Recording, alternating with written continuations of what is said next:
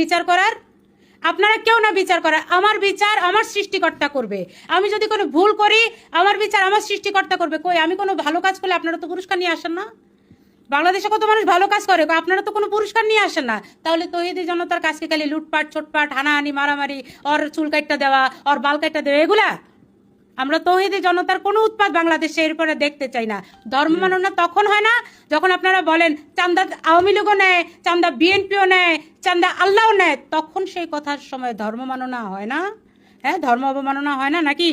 ধর্ম অবমাননা তখন হয় না যখন আপনাদের প্যারে প্যারে জামাত নেতা বলে, শিশির মনির বলে যে রোজা পূজা এক, তখন ধর্ম অবমাননা হয় না? হয় না? উত্তর দিবেন কথার। তারপর পাবনার যে ইকবাল সাহেব যখন বলে নামাজ, রোজা, হজ, জাকাত, কালিমা সব কিছু চাইতে সবচেয়ে বড় ফরজ কাজ কি? রাষ্ট্রের নেতা নির্ধারণ করা, তখন ধর্ম অবমাননা হয় না? ইচ্ছা মতো যখন এরা কোরআন শরীফের আয়াতকে বানায়, হ্যাঁ, তারপরে যে শিবিরের সেক্রেটারি সাদ্দাম যখন বলে যে মহানবী হজরত মোহাম্মদ সাল্লাল্লাহু আলাইহি সাল্লাম মক্কা থেকে মদিনা পালিয়ে গিয়েছিলেন, তখন হয় না? এই আজারিরা যখন আমাদের নবীজিদেরকে নিয়ে নবীজিকে নিয়ে কথা বলে, খাদিজা রাদিয়াল্লাহু তাআলাকে নিয়ে কথা বলে, তখন ধর্ম অবমাননা হয় না? শাহজাহান সাহেব যে বলতেছে ইদানিংকালে, আপনারা শুনতে পান না যে আল্লাহ নাকি সিদ্ধান্ত দিয়েছেন জামাত ক্ষমতায় দিবেন? আল্লাহ সিদ্ধান্ত দিয়ে দেয় কখনো? এগুলো কোনো কথা?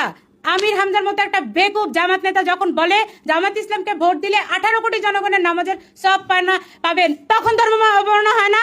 কেন এদেরকে, জামাত নেতাদেরকে ধরে ধরে আপনারা মাটির নিচে ঢুকাই দেন না?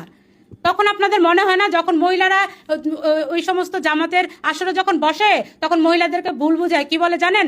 বলে মরলে নাকি প্রথম প্রশ্ন হবে যে তুমি কোন মার্কায় ভোট দিছিলা।